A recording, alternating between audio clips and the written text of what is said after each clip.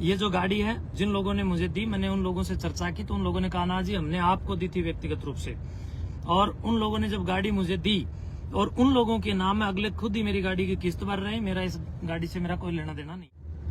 आदरणीय बंधुओं, आज मैं कुछ विशेष चर्चा आपसे फिर करूंगा क्योंकि मैं पिछले 2-3 दिन से सफर में हूं और इस वजह से अभी मैंने कहीं बैठे हुए थे तो कुछ वीडियो के बारे में चर्चाएं आ रही थी।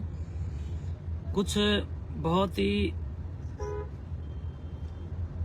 चतुर किस्म के व्यक्तियों द्वारा एक बहुत बड़ा रूमर फैलाया जा रहा है और उस रूमर में बहुत प्रकार की बकवास और झूठी बातें और फर्जी बातें फैलाई जा रही हैं कि महंत जी के कमरे में ये मिला, वो मिला, वो मिला, बकवास पर बकवास करते जा रहे हैं। मैं उनके अभी जवाब देने वाला हूँ। पहला मुद्दा इनका ये है कि भी उनके कमरे में कोई क्या बोलते हैं उसको, वो महिलाओं के लिपस्टिक की भी लिपस्टिक मिली। तो इन बेईमान बुद्धि के लोगों से मैं कहना चाहता हूं कि अगर मेरे कमरे में लिपस्टिक मिली है तो उस लिपस्टिक के ऊपर फिंगरप्रिंट किसके हैं? क्यों झूठ पर झूठ उड़ा रहे हो? माता भवानी के मंदिर में जब माता का श्रृंगार वहां पर भक्तजन चढ़ाते हैं, ये पुरानी परंपरा है, लोक परंपरा है, और लोग अपने आप इस प्रकार का कार्य करते हैं। लोग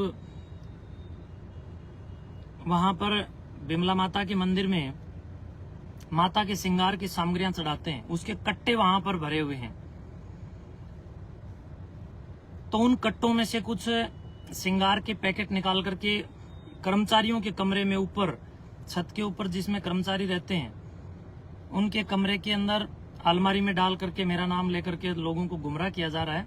तो ये बेईमानी है, मैं समझता हूँ, और कोई इन लोगों के पास हथियार नहीं है। चारों ओर से बदनाम करने का एक बहुत कहीं ना कहीं षड्यंत्र शुरू किया जा रहा है। दूसरा कि महंत जी के कमरे में,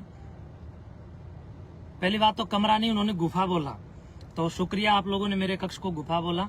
तो आप लोग याद रखें, गुफा में शेर रहता है, गिद्धड़ों के बस की बात नहीं है गुफा में रहना। तो इसलिए आप लोगों को एक शेर का कमरा अगर गुफा दिखता है तो इसका मतलब आपकी नजर में रहने वाला बंदा फिर क्या है, आप लोग विचार करें। तीसरा प्रश्न, आपने कहा कि महंत जी के निवास कक्ष में सिगरेट मिली। तो प्रिय बंधुओं, आप इस बात को गौर कीजिए। एक तरफ तो ये लोग कह रहे हैं कि महंत जी के लिप्स जो हैं वो लाल रहते हैं, यानी इस प्रकार की गिरावट इन लोगों में है। एक तरफ तो कहते हैं कि महाराज जी के होठ लाल हैं, वो लाली लगाते हैं। दूसरी तरफ कहते हैं महंत जी सिगरेट पीते हैं, किसी भी सिगरेट पीने वाले का मुंह देखना, उसके होठ बिल्कुल काले हो जाते हैं। शर्म नहीं आती इन लोगों को इस प्रकार की झूठी बेबुनियादी बात करते हुए। दूसरी बात, ये लोग कहते हैं कि महंत जी सिगरेट पीते थे, तो जो सिगरेट पी हुई जो पीछे का सलाइवा उन लोगों को जो ये वहां पर मिलने का जो ये दावा कर रहे हैं, वो सलाइवा अभी तक इन्हीं लोगों के पास है। मैं सुखरायनाथ योगी लाइव मेरे इस पूरे महंत सुखरायनाथ योगी पेज पर इस बात का दावा करता हूं कि मैं डीएनए टेस्ट के लिए बिल्कुल खुल करके सामने हूं। आप बताइए कब कहां आना है, मैं डीएनए टेस्ट करवाने के लिए राजी हूं। आपके पास जो सलाइवा है, उस सलाइवा के ऊपर आपको प्रिंट या जिसने भी मुंह में उसको लगाया होगा तो उसके अंदर कहीं ना कहीं एक बहुत शानदार साइंस के इस युग में कोई भी व्यक्ति इस प्रकार की बेईमानी को छुपा नहीं सकता है। तो बंधुओं, जो सिगरेट मेरे कक्ष में इन लोगों ने डाल करके अपनी पीवी जूठन को, अपनी गंदगी को मेरा नाम लेकर के जो ये दुष्प्रचार कर दिया गया है, मैं ऐसे लोगों को कहना चाहूंगा कि दुष्प्रचार कर रहे हो तो साइंस के युग को भी आप याद कीजिए। आज साइंस का युग है, आप झुठला नहीं सकते। आप लोगों के पास सलाइवा है और मेरा आप जो भी लेना चाहें, ब्लड सैंपल लेना चाहें या मेरे शरीर में से जिस भी अंग की, बाल से लेकर के आपको नाखून तक की जहां भी डीएनए टेस्ट के लिए जरूरत पड़ेगी, मैं देने के लिए तैयार हूं। आपके पास सलाइवा है और आप लोग उसका डीएनए टेस्ट कराइए। और मैं सरकार से भी कहना चाहता हूं, इस प्रकार के रूमर पर लगाम लगाने के लिए इन सिगरेट के जो इन लोगों ने झूठे कसीदे पढ़ने का जो काम किया है, इन लोगों को कहीं न कहीं मेरा डीएनए टेस्ट करवा करके और मेरे फेफड़ों का टेस्ट करवा करके और उस सिगरेट के सलाइवा का टेस्ट करवा करके ये जवाब देना चाहिए कि क्या किसी भी व्यक्ति के व्यक्तित्व को बर्बाद और खराब करने के लिए उसके प्रति रूमर चलाने के लिए जो इस प्रकार के ढकोंसले जो किए जा रहे हैं वो कहां तक ठीक है। दूसरी बात, मैं खुद इसका मेडिकल रिपोर्ट मैं खुद जांच कराऊंगा और वो रिपोर्ट भी मैं सार्वजनिक करूंगा। और झूठ पर झूठ बोल करके जो समाज के अंदर एक गंदगी फैलाने का जो काम किया जा रहा है, ये वास्तव में अपने आप में एक बहुत ही गिरती हुई गरिमा का प्रतीक है कि ऐसे लोग इतने, मुझे गिराने में लोग इतने गिर गए कि उनको खुद की गिरावट का भी ख्याल नहीं रहा। अच्छे काम करने लगो तो इस समाज के सामने आप दुश्मन बन जाओगे। समाज के कुछ लोग, कुछ तत्व आपको दुश्मन बनाएंगे आपके साथ दुश्मनी करेंगे। तो हमने अच्छे काम किए तो इसलिए लोग मेरे खिलाफ खड़े हो गए, सड़कों पे उतर गए। लोगों को, आम जनता को मालूम नहीं था, तो कुछ 2-4 लोगों ने बहुत बेईमानी के साथ समाज को गुमराह करके सड़कों पे उतारा गया। आम जनता जनार्दन को गुमराह किया गया, भ्रमित किया गया और भ्रमित करके अपना उल्लू सीधा करने के लिए काम किया गया। मेरे पास हजारों हजार फोन आ रहे हैं कि आपने त्याग पत्र क्यों दिया। प्रिय बंधुओं, मेरे सामने 2 ही विकल्प थे। या तो मैं ये खून खराबा देखूं, क्योंकि आपस में लोग भिड़ रहे थे, ये लोग उनके ऊपर व्यक्तिगत उग्र टिप्पणियां कर रहे थे।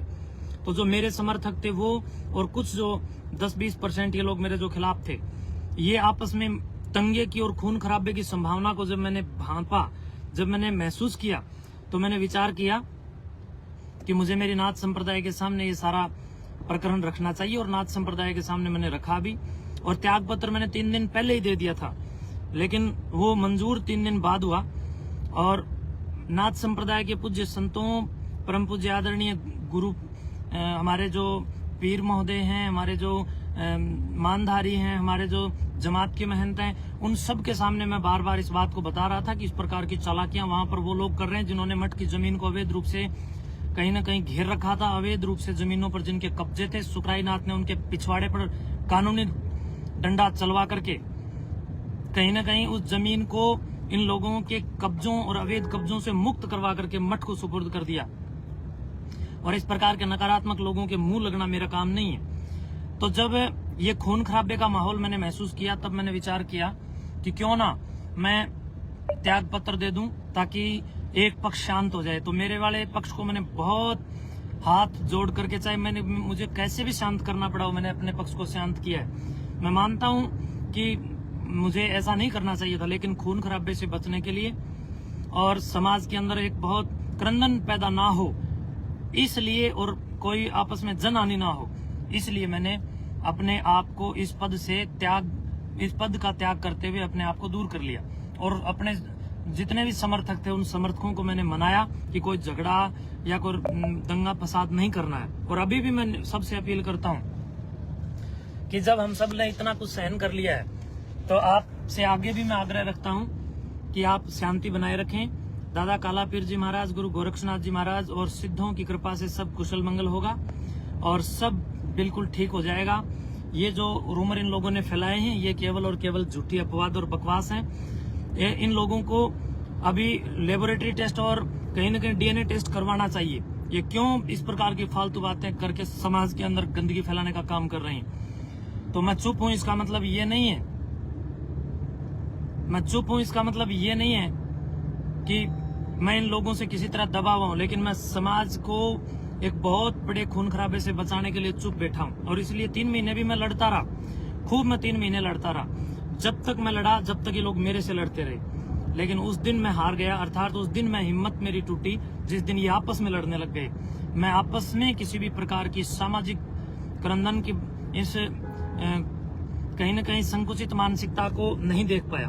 मैंने विचार किया कि जो लोग विरोध में खड़े, वो लोग मेरे साथ लगे हुए बेचारे सभ्य और शरीफ और सज्जन लोगों को कहीं न कहीं उकसा रहे हैं और आपस में लड़ रहे हैं। और उनके द्वारा जब दंगा किया जाएगा तो उसमें भी मेरा नाम होगा, बदनाम मुझे किया जाएगा, खून खराबा ये लोग करेंगे। इन लोगों ने जब भी ये कोई इस प्रकार का काम होता है, तब ये लोग कहीं न कहीं खुद बच जाते हैं और आम जनता को उसमें फंसा देते हैं।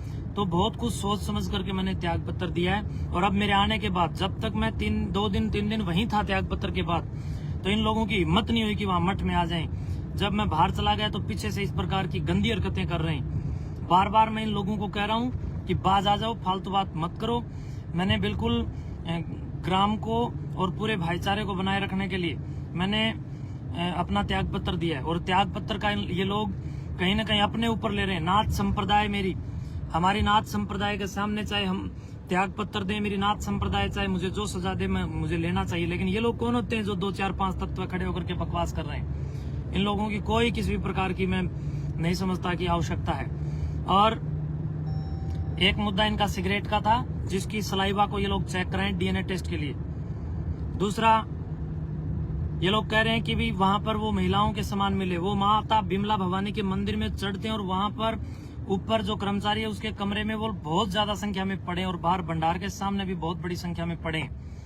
वहां से उठा करके उन कट्टों से 2 4 अलमारी के अंदर डाल करके वो जो श्रृंगार का सामान है माता का वो डाल करके, और ये लोग मुझे बदनाम करने का काम कर रहे हैं। एक तरफ तो ये लोग कह रहे हैं शुक्राईनाथ बहुत आलीशान ढंग से रहता था, तो जब मैं आलीशान ढंग से रहता था तो जिन सामग्रियों को तुम डाल रहे हो वो 5-5 रुपए की चीजें क्यों डाल रहे हो? वो भी कम से कम भी 1000-2000 रुपए की तो होनी चाहिए थी। अरे कम से कम कोई ब्रांडेड चीज डालते ताकि आपका इल्जाम कहीं न कहीं सत्य साबित हो जाता। एक तरफ कहते हो कि मठ के अंदर कुछ आटा भी नहीं रखा, आटा भी वहां नहीं रखा। अरे मेरे पास इतने 200, 300 लोग रोज भोजन करते थे वहां। वो लोग फिर वहां भोजन कैसे करते थे अगर मैं वहां से सब कुछ ले गया? जिस दिन मैं आया हूं उससे पहले दिन भी वहां पर कितने ही लोगों ने भोजन किया है। और इसके साथ साथ लोग कहते हैं कि गेहूं नहीं है। गेहूं वाला 1 नंबर कमरा जाकर के देखो, गेहूं से बिल्कुल भरा हुआ है। टंकियां गेहूं की भरी हुई है। बर्तन कमरों को जो ऊपर जाकर के देखो, कमरे भरे हुए। तो ये सब फालतू बात कर रहे हैं और समाज को गुमराह कर रहे हैं। समाज को गुमराह नहीं होना चाहिए। और कुछ नशेड़ी तत्व हैं जो मेरे खिलाफ पड़े थे, और इन नशेड़ियों के द्वारा, कुछ नशेड़ी हैं ये लोग, ज्यादा नहीं है, और इन लोगों ने समाज को गुमराह करना और लोगों को कहीं न कहीं बहकाना और घुमा फिरा करके उनको लोगों को उकसाना इन लोगों को अच्छी तरह आता है। मैं समझता हूँ इस प्रकार की जो एक कौशल क्षमता है वो मेरे अंदर नहीं है कि मैं लोगों को गुमराह करूं। और लोग मेरे ऊपर इल्जाम लगा रहे हैं कि मेहनत जी खिड़की में से गई। तो सोचिए, मैं अगर खिड़की में से गया हूं तो क्या मेरी गाड़ी भी खिड़की में से गई है? क्यों झूठ पर झूठ बोल रहे हो? कहीं तो तुम लोग मैं तो आप लोगों से अपील करता हूं जो लोग मेरे ऊपर इल्जाम लगा रहे हैं कि कहीं किसी गंदे तालाब में भी डूबकर मत मरना, क्योंकि अगर गंदे तालाब में भी अगर आप लोग डूबे तो वहां का गंदा पानी भी और ज्यादा शर्मिंदा हो जाएगा, और ज्यादा गंदा हो जाएगा। तो इसलिए समाज को चाहिए कि आप देख सकते हैं मैं वहां से बिल्कुल एकदम मेरे पुस्तकों के सिवाय और एक डीवीआर जिसके अंदर हमारा पिछले 1-1.5-2 महीने का जो भी उसके अंदर एक क्षमता के अनुसार रिकॉर्ड होता है वो तो मुझे रखना ही पड़ेगा, वरना ये लोग पता नहीं कल को क्या कारिस्तानी करके क्या इल्जाम लगा दें, ताकि पिछले 1.5-2 महीने मेरे से कौन कौन मिला मेरे पास उसका सबूत हो। तो वो मेरे पास है, सुरक्षित है, इसमें किसी का क्या है, मेरा अपना रिकॉर्ड है वो। और ये लोग जो इल्जाम लगा रहे हैं कि रात को 1 बजे गए, 1:30 बजे गए, 12 बजे का ट्रक ढोलिए, इन झूठे लोगों ने मठ के मुख्य द्वार पर एक बहुत बड़े बड़े कैमरे लगा रखे हैं। तो इन लोगों से ये प्रश्न आप लोगों को पूछने चाहिए कि अगर मठ की तरफ से रात को अगर 1 बजे या 1:30 बजे या 12 बजे कोई ट्रक सामान से भर करके निकला है तो उसी तत्कालीन समय की रात के समय की आपके कैमरे में जिसका डीवीआर भी आप लोगों के पास है, जिसका एक्सेस आप लोगों के पास है, उसके डीवीआर में जो वीडियो बनी है उस वीडियो में ट्रक का नंबर या ट्रक भी तो दिखाई दे रहा होगा।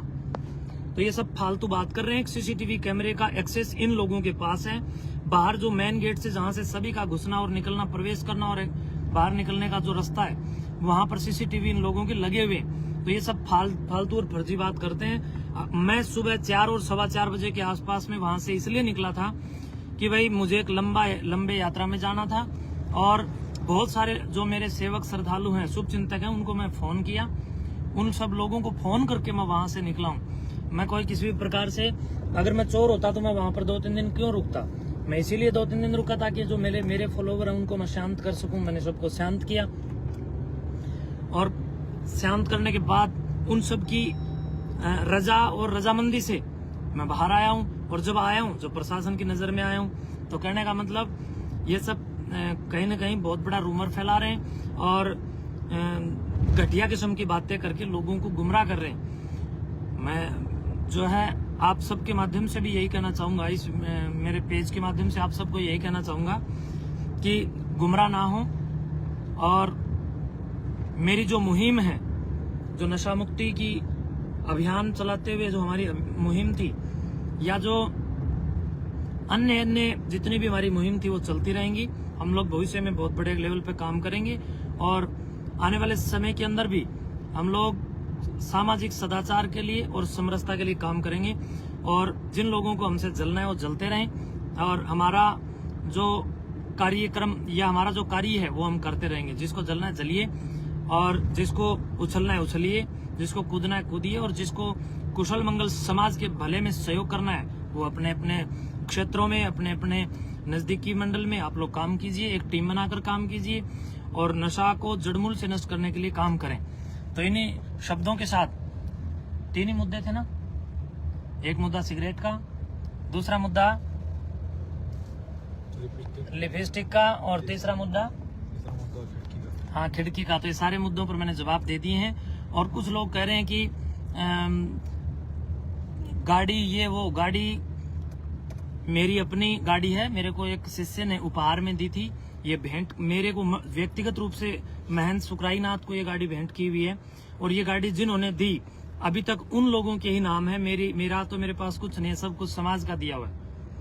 और ये जो गाड़ी है जिन लोगों ने मुझे दी, मैंने उन लोगों से चर्चा की तो उन लोगों ने कहा ना जी हमने आपको दी थी व्यक्तिगत रूप से। और उन लोगों ने जब गाड़ी मुझे दी और उन लोगों के नाम में अगले खुद ही मेरी गाड़ी की किस्त भर रहे हैं, मेरा इस गाड़ी से मेरा कोई लेना देना नहीं है। बहुत बहुत शुभकामनाएं। बाकी लोग वहां पर सारा सामान भरा हुआ है, पूरे मठ को मैं भरा पूरा छोड़ करके आया हूँ। ये कारिस्तानी कोई कुछ करे तो कर सकता है। धन्यवाद।